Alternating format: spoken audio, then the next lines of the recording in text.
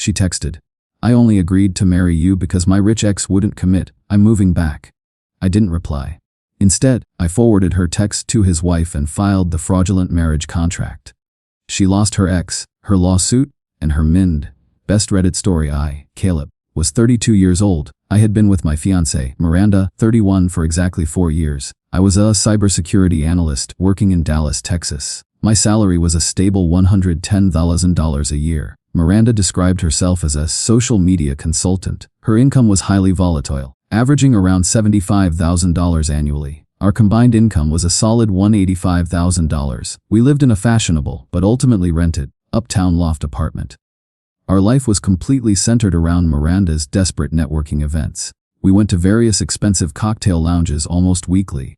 She insisted her career required constant, highly visible social networking. My quiet, analytical job was frequently a source of her overt scorn. She often compared my stable income unfavorably to her past, more extravagant relationships. My career reached a critical milestone that month. I had been secretly interviewing for a monumental role in Chicago. A major financial institution was building a new security division. They offered me the role of Chief Information Security Officer, CISO. This was an executive-level opportunity with immense long-term stability. The offer was a huge $350,000 base salary. It also included a substantial $125,000 contract completion bonus. I presented the signed offer to Miranda one quiet evening. She was completely engrossed and scrolling through her social media feed. I said, "The CISO offer came through. It is a huge, executive role in Chicago. The salary is $350,000 base. It is an incredible chance for our future." She finally looked up, her expression tightening into pure hostility. She said, "Chicago, that is a brutal, boring city. You are not CISO material, Caleb. You are barely a senior analyst now. That job requires real social polish. My network here is entirely irreplaceable. You cannot expect me to abandon my clients." Her rejection was immediate and centered entirely on her shallow social status. She mocked my professional ability to handle the executive pressure. The enormous $350K salary was completely irrelevant to her concerns. She threatened to leave if I even considered taking the job. Update 1: I formally accepted the CISO role in Chicago within 2 days of the conversation. I signed the contract and started the necessary background checks immediately. I knew the conflict with Miranda was rooted only in her deep selfishness. I refused to let her fear of a new, authentic social scene ruin my professional future. I decided to keep the formal acceptance entirely secret from her for now. I tried to mention the need for a cross-country mover a few days later. She immediately shut down the discussion sharply and dismissively. I said, "I spoke to a recruiter about logistics." She snapped, "I told you to drop that silly idea. That cold city will eventually ruin your health. You cannot handle that severe level of pressure. You are entirely fine here, just settle down." She often repeated these sharp, dismissive lines to reinforce my perceived weakness. She said, "You are far too quiet for a C-suite job. You will embarrass yourself in our relationship. They will inevitably fire you in under 6 months. You should stick to your cubicle where you are safe." Our mutual friends, mostly her social circle, reinforced her doubts instantly. At a mandatory cocktail party, her friend Chloe gave me a condescending look. Chloe said, "I hear you have some silly job offer. You should absolutely listen to Miranda, Caleb. That demanding job is much too demanding for you. Dallas is where your quiet strength belongs." I began my quiet, methodical exit plan that night. I opened multiple new, individual bank accounts in Chicago. I transferred my entire retirement and all personal savings into the new, secure accounts. I started researching and quickly securing a luxury condo in Chicago's Loop neighborhood. I focused all my attention on collecting definitive, irrefutable evidence. I noticed Miranda's phone activity was intensely focused on one contact. I documented her frequent, private conversations with her rich ex, Julian. Julian was a highly prominent, married tech CEO. I stored all the evidence on an encrypted, inaccessible server. I knew her past relationships were the key to her current betrayal. The FAS Update 2, the final confrontation was set 2 weeks before my planned move. I had already secured the Chicago condo lease and booked the official movers. I was leaving the following month, completely ready to go. Miranda was on the couch, completely focused on her phone again. I said, "I have finalized the plan, Miranda. I accepted the Chicago CISO role. I start my new job next month. She immediately dropped her phone onto the floor, her eyes filling with instant, cold malice. She screamed, "You selfish, arrogant piece of trash. You have been planning this treason. You think you can force me to move now. You destroyed my social visibility for your own ego." Then, her phone buzzed with the fateful, devastating text message. She had accidentally sent the message intended for her friend to me instead. The text read, "I only agreed to marry you because my rich ex wouldn't commit. I'm moving back." The message confirmed all my deepest, darkest fears.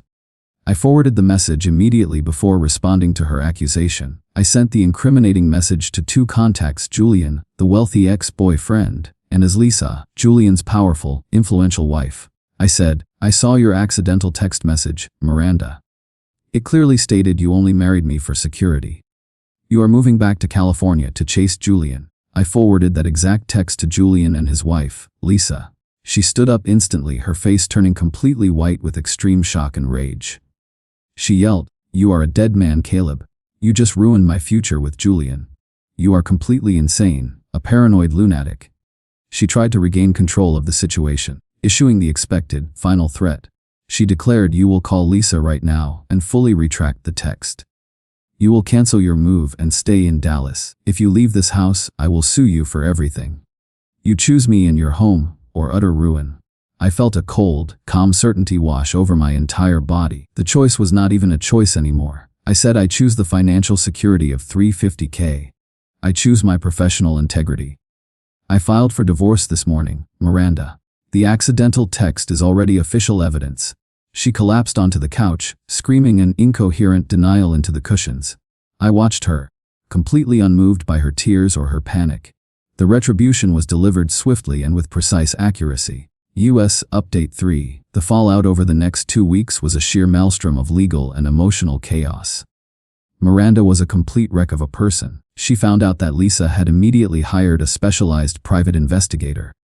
Julian was facing a catastrophic, 8-figure divorce. Miranda realized I had deliberately destroyed her long-term golden parachute. She texted, "You should burn in hell for this, Caleb. You cost me over $500 million. You destroyed my only chance for real wealth." I remained completely detached and utterly logical throughout her attacks. I hired a specialized family law firm in Chicago to manage the contentious divorce. The evidence of fraudulent inducement in the contract was legally undeniable. She shifted abruptly from violent hatred to desperate, tearful pleas for my forgiveness. She pleaded, "I am so sorry, my love. I was horribly stressed. That text was a joke, a tired mistake. I will follow you to Chicago, I promise. We can try to fix everything somehow." My lawyer sent her a final, comprehensive notice. It stated all direct communication with me must cease immediately. I wrote in an email, "Your actions prove malicious, fraudulent intent. You married me under completely false pretenses. My life is moving forward entirely without you." Her depression was intense and lasted for 3 long days. Then the violent anger would return, focused solely on my quiet character. She cried, "You are a coward and a snake. You will utterly fail in Chicago without my guidance. Nobody will ever truly love a man like you." I simply continued packing my remaining essentials. I secured the final documents needed for the official divorce filing. I left a complete, detailed paper trail for my lawyer to follow. Moving day arrived early on a crisp October morning. Miranda was completely absent from the apartment. She was probably hiding at a friend's house, ashamed of the public truth. I felt a tremendous, immediate wave of quiet happiness and relief. Dallas and its superficial social scene were finally and definitively behind me. My first month in Chicago was a complete revelation. My new job at $350K salary was intensely demanding but intellectually thrilling. The city was sharp, clean, and full of serious, accomplished professionals. I felt like I had finally left high school and entered the real world. I had successfully escaped the entire toxic, superficial social structure. Update 4. 9 months into my Chicago CISO role, I was thriving professionally and personally. I was 33 and financially more secure than ever before. My new security protocols saved the financial firm a potential $10 million in fraud costs. My work success was immediately gaining rapid internal recognition. I joined a highly competitive sailing club on the lakefront. My new, small social circle consisted of genuine, supportive new friends. My financial status had exploded past my expectations. I used the first half of my $125,000 contract bonus very wisely. I invested the money into a small, residential property outside the city. It was a secure, long-term real estate investment vehicle. I was already receiving passive rental income from the property. My net worth was accelerating at an unprecedented, rapid rate. The confused messages from Dallas started arriving, but only from my family and a few old, trusted friends. Miranda's older sister, Kate, was the most persistent in contacting me. Kate asked Caleb, "What on earth happened to you? Miranda told us you lost your job entirely. She says you had a terrible nervous collapse. Why is she now fighting a huge fraud charge?" I gave Kate a polite, but completely direct, account of the truth. I said I am the CISO for a major financial institution. The salary is $350,000 base. Miranda filed a false lawsuit to get my money. Her accidental text proved her fraudulent intent. I ignored her toxic friends completely, cutting the connections entirely. Miranda's lies were carefully crafted. She was telling everyone that I was a complete financial and mental wreck. The alleged mental breakdown excused her own desperate behavior and legal problems. Her constant fabrication of my failure only made my quiet, immense success more satisfying. I let her continue the lie, knowing the truth would eventually obliterate her completely. Alazest Update 5. After successfully closing a massive project that gained immense industry recognition, I posted my success publicly. I chose my professional Asvi's LinkedIn profile to drop the complete truth. The post detailed the massive success of my new security division. The post proudly displayed the US Chief Information Security Officer title. The corporate profile clearly stated my financial institution's prestige and my role. The moment the post went live, it was an immediate catastrophe for Miranda. Her entire former network saw the absolute truth. They realized she had thrown away a $350K salary for a toxic, fraudulent fantasy. She found out about the large contract bonus and the massive title prestige. The flood of pleading emails from her was immediate and deeply overwhelming. She realized the true, enormous financial scale of what she had mocked and lost. Her texts were filled with pleading, false compliments, and desperate attempts to reconcile. She wrote to Caleb, "I am a monster. I fully admit it. I was terrified of losing my Dallas brand." The text was drunk dialing nonsense, "My love. Please, I will follow you anywhere now. I am nothing without your financial stability." Former colleagues and friends reached out immediately. Shocked by the sheer depth of her deception, they apologized profusely for believing Miranda's initial narrative. They admitted she had spread vicious, false rumors about my incompetence and financial failure. Her friend Chloe wrote, "I feel terrible, Caleb. Miranda said you were fired for bad performance. CISO at that firm is monumental. I am so sorry I ever doubted your ambition." My parents and siblings were overflowing with relief and unwavering support. They had always been deeply wary of Miranda's social maneuvering. My father said, "She was a shallow gold digger, son. You had the tremendous courage to cut her off. You are now completely untouchable financially. We are so incredibly proud of your clear success." The public, undeniable validation was the final, satisfying reward.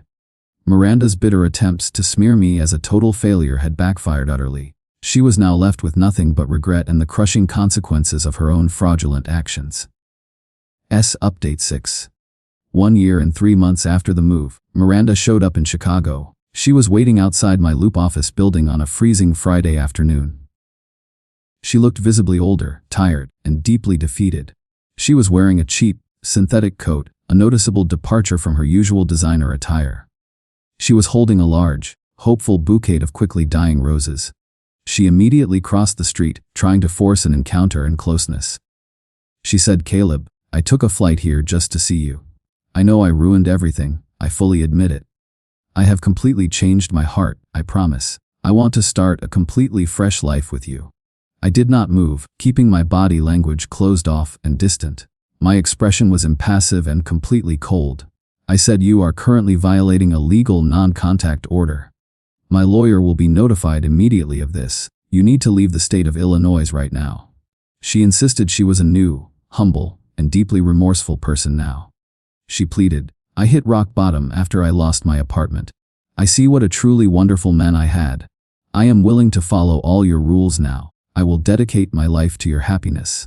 I called out her hypocrisy directly, referencing her original, cruel betrayal. I said, "You claimed you only married me to trap Julian.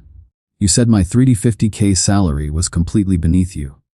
You tried to sue me for exposing your malicious fraud. Your apology is based only on your current poverty." She started crying uncontrollably, claiming she was emotionally broken and desperately lonely.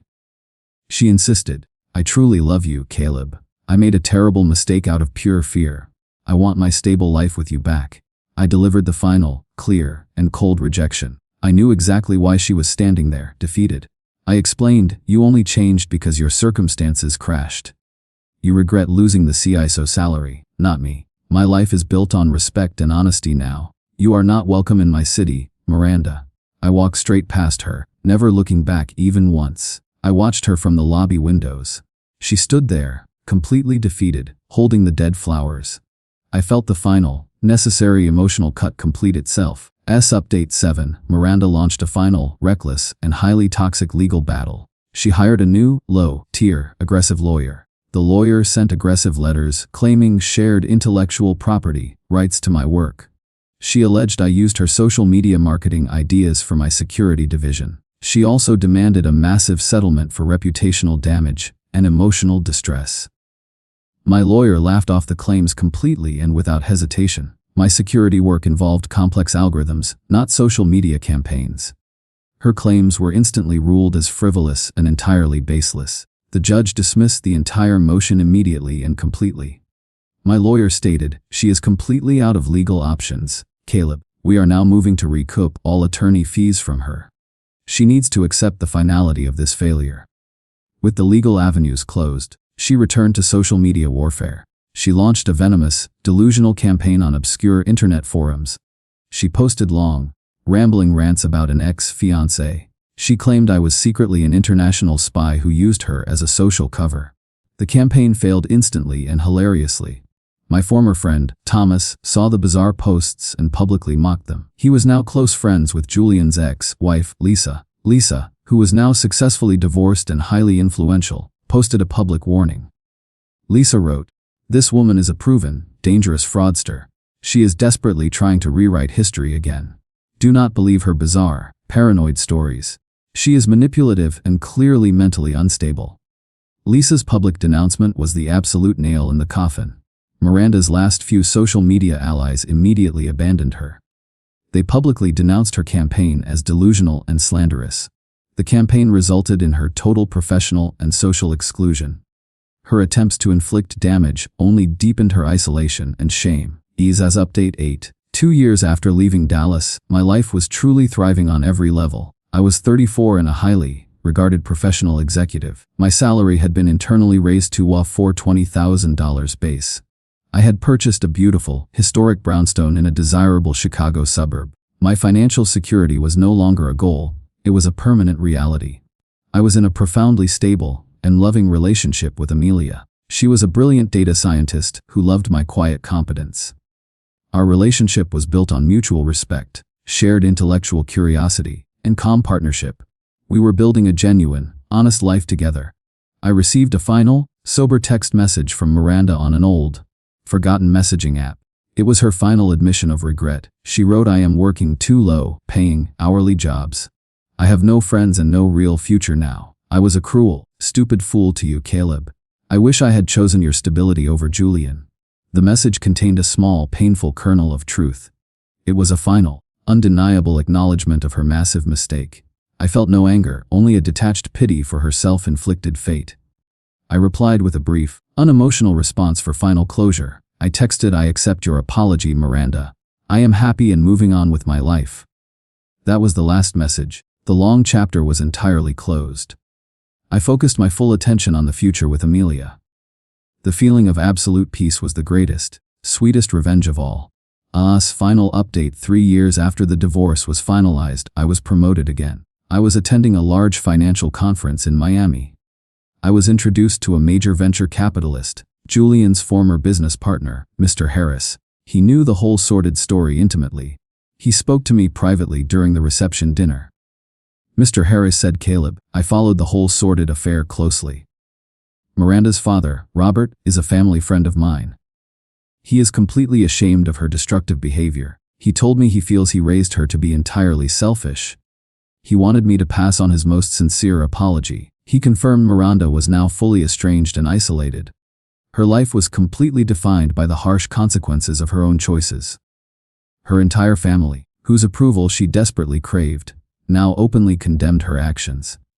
It was the final, devastating vindication of my difficult decision to leave. I reflected on the entire journey as I looked out over the glittering Miami skyline.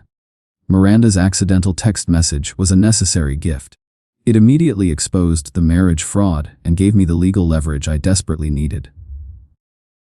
I realized that my revenge was not forwarding the text to Lisa. My ultimate revenge was achieving the $350K salary and the CISO title she claimed I was too weak to handle. I adamantly refused to let her profound insecurity determine my professional worth. My life lesson for everyone listening is simple and clear. When your partner reveals a fundamental betrayal, do not engage emotionally. Immediately get the legal high ground. Then, focus entirely on your self-improvement and immense career growth.